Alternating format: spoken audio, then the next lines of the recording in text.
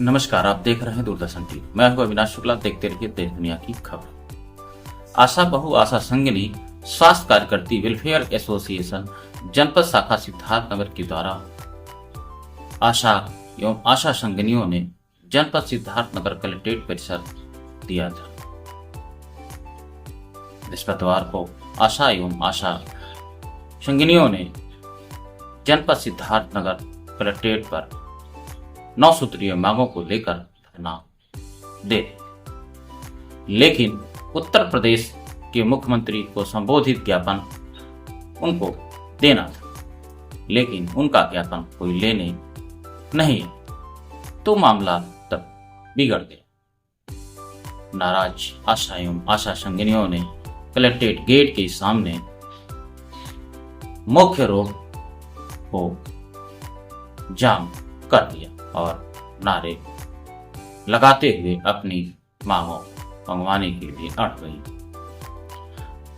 NHI का मुख्य मार्ग जाम होने से लोगों में अफरा तफरी मच गई और मौके पर कुछ पुलिस बल मौजूद थे, जिन्हें समझाने पर उत्तर प्रदेश राज्य कर्मचारी संयुक्त परिषद के जिला अध्यक्ष अनिल सिंह जो नेतृत्व कर उन्होंने कमान संभाला और आशाओं को समझाते हुए फिर पुनः कलेक्ट्रेट परिसर में लाया, जहां पर जिला प्रशासनिक अधिकारी ने उनका ज्ञापन लिया और आश्वासन दिया कि जो भी मुख्य मांगे होंगी वो आपकी अवश्य पूरी की जाए और मुख्यमंत्री को संबोधित ज्ञापन उन्हें जिलाधिकारी के माध्यम से भेज दिया जाएगा।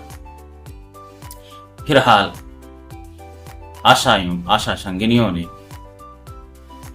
अपनी मांगों को सुनकर आश्वस्त रही, लेकिन जाते जाते उन्होंने कहा कि यदि मेरी मांगें पूरी नहीं हुई तो पुनः धरनारत हम लोग रहेंगे। इस कार्यक्रम का नेतृत्व कर रहे राज्य कर्मचारी संयुक्त परिषद के जिला अध्यक्ष अनिल सिंह ने स्वास्थ्य विभाग में भ्रष्टाचार की पोल को खोलते हुए उन्होंने कहा कि मात्र कम मानदेय पर काम करने वाली आशा एवं आशा संगिनी स्वास्थ्य विभाग की रीढ़ है। उनसे काम तो ले लिया जाता है, लेकिन उनका मानदेय या पारिश्रमिक जो भी भुगतान होता है उसे देने में स्वास्थ्य विभाग लापरवाही करता है। इस तरीके की तमाम खबरें भ्रष्टाचार से लिप्त, चाहे वो मुख्यालय स्थित पीएससी हो या उसका हो बर्डपुर हो, सोहरतगढ़ हो या जनपद की कई पीएससीओं का ये मामला हमेशा सुर्खियों में रहता है। कहीं ना कहीं इनके जिम्मेदार की लापरवाही इसमें शामिल होना यह दर्शाता है कि आशाओं की पीड़ा को कौन समझे। आशाओं ने मुख्यमंत्री उत्तर प्रदेश योगी आदित्यनाथ पर भरोसा जताते हुए उन्हें ज्ञापन सौंप कर कार्रवाई की मांग की है। देखते रहिए दूरदर्शन टीवी, सच्ची खबरों के साथ बने। को बीते हुए कम से कम 5 महीने होने वाले हैं, मार्च, अप्रैल, मई, जून, जुलाई, अगस्त, लेकिन आज तक मार्च महीने का उनको प्रोत्साहन राशि न तो आशा बहू को मिला है और न ही आशा संगिनी को मिला। अब आप सोचिए, जो सबसे कम मानदेय पाने वाली जो 3,000 साढ़े 3,000 रुपए पाती हो, उसको मार्च महीने में मानदेय न दिया जाए। जिम्मेदारों से जब बात होती है तो जिम्मेदार ये कहते हैं कि मुझे शासन से बजट ही नहीं मिला है। अब ऐसी स्थिति में इन्होंने कई बार अल्टीमेटम दिया, मुख्य शिक्षा अधिकारी को दिया, जिलाधिकारी महोदय को दिया, लेकिन आज तक उनको मानदेय नहीं मिला। दूसरी बात यह है, दूसरी मांग यह है कि आज मैं आपको बताना चाहता हूं कि आज जननी सुरक्षा योजना जो सरकार के लिए बहुत महत्वपूर्ण योजना है, उसमें लाभार्थियों को 1,400 रुपया मिलता है, आशाओं को 600 रुपया मिलता है, लेकिन आज 2-2 साल बीतने वाला है, लेकिन उनको ना तो लाभार्थी को पैसा मिला और ना आशा बहुओं को मिला। अब आप सोचिए कि जब ये लोग गांव में जाती हैं तो जिनको जननी सुरक्षा का लाभ नहीं मिलता है वो इनसे पैसे की मांग करती हैं। तीसरी व्यवस्था यह है कि आज आभा कार्ड बनाने के नाम पर इनके वाउचर पर हस्ताक्षर नहीं किया जा रहा। जबकि स्थिति यह है कि आभा कार्ड एक एक आशा बहुओं ने हजार हजार आभा कार्ड बनवाए, लेकिन आज तक एक पैसे का भुगतान नहीं हुआ, जबकि सरकार द्वारा 10 रुपए एक आभा कार्ड के लिए दिया जाता।